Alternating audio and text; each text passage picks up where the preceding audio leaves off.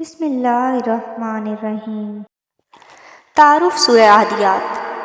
ترتیب کے لحاظ سے یہ سورہ مبارکہ 100ویں نمبر پر آتی ہے۔ اس میں 1 رکوع اور 11 آیات ہیں۔ یہ مکہ کے قیام کے ابتدائی دور میں نازل ہوئی۔ اس میں انسان کو اللہ اپنے مالک و خالق سے فرما برداری کرنے کی تلقین کی گئی ہے، اور اسے گھوڑے کی فرما برداری کی مثال دے کر اور قسم کھا کر سمجھانے کی کوشش کی گئی ہے، کیونکہ گھوڑا بڑا وفادار جانور ہے، اپنے مالک کا انتہائی فرما بردار اور وفادار جانور ہے۔ آخر میں قیامت کا ذکر کیا گیا ہے، یوم الحساب ہونے کا، اور العالمین کے علیم الخبیر اور انصاف کرنے والا بتایا گیا ہے کہ اسی کی طرف انسان کو لوٹ کر جانا ہے، اور یہ خبر بالکل سچ ہے۔ تفسیر۔ انسان کے چاروں طرف اللہ نے اتنی نعمتوں کو بکھیر رکھا ہے جنہیں شمار کرنا بھی ممکن نہیں ہے۔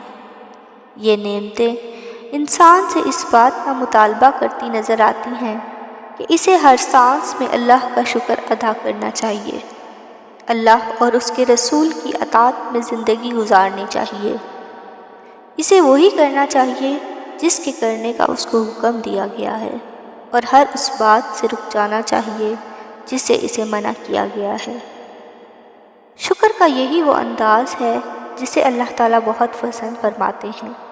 جو اللہ اور رسول کے فرما بردار ہیں وہ اللہ کی دی ہوئی ہر نعمت پر شکر ادا کرتے ہیں، اور انہیں اس بات کا یقین ہوتا ہے کہ انہیں موت آئے گی، پھر وہ ایک دن اٹھ کر میدان حشر کی طرف جائیں گے۔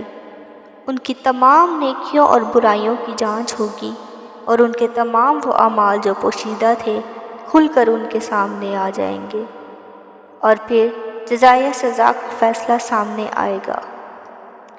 لیکن وہ لوگ جو اللہ اور رسول کی فرما برداری سے محروم، آخرت کے یقین سے عاری، مال و دولت کی محبت میں غرق ہوتے ہیں، وہ یہ بات کبھی ایک لمحہ کے لیے بھی نہیں سوچتے کہ ان کو کس ذات نے وجود بخشا۔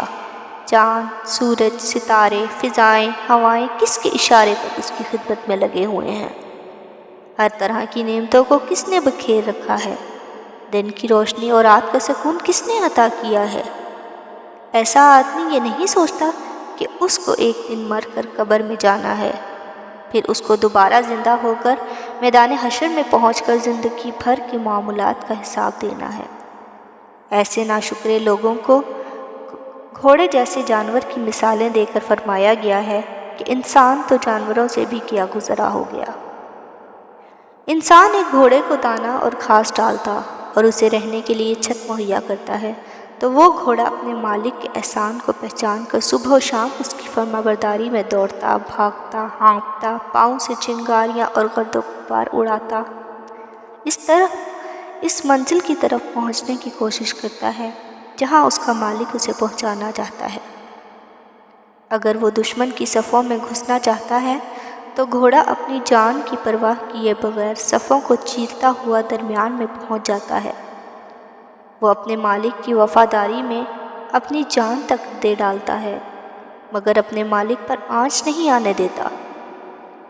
فرمایا کہ ایک گھوڑا تو ذرا سے دانے اور گھاس کا شکر اس طرح اپنی وفاداریوں کے ذریعے پیش کرتا ہے، لیکن انسان جس کو اللہ نے بے شمار نعمتیں عطا فرمائی ہیں، وہ اپنے مالک کا احسان تک نہیں مانتا اور اپنی ناشکریوں اور نافرمانیوں میں لگا رہتا ہے۔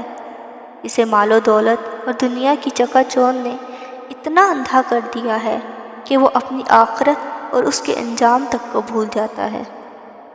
وہ اس وقت تک کو بھول رہا ہے کہ اس دنیا میں اس کا ہر عمل اور ہر حرکت ریکارڈ کیا جا رہا ہے۔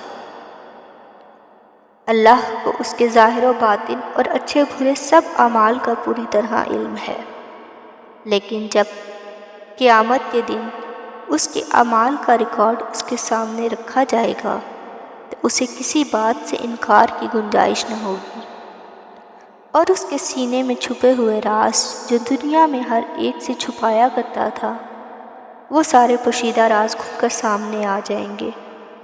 وہ نتیجے کا وقت ہوگا، پھر عمل کرنے کا موقع نہیں ہوگا۔ وہ لوگ یقیناً خوش نصیب ہیں جو ہر وقت فکر آخرت کرتے اور اللہ کے احسانات کو یاد رکھتے اور شکر ادا کرتے ہیں۔ جنت کی ابدی راحتیں ان کی منتظر ہیں، لیکن ناشکرے اور اللہ کے احسانات کو نہ ماننے والوں کا عبرتناک انجام ہوگا، اور ان کو ایسی جہنم میں دھکیل دیا جائے گا جس میں انہیں ہمیشہ ہمیشہ رہنا ہے۔ وآخر الدعوانا ان الحمد للہ رب العالمین۔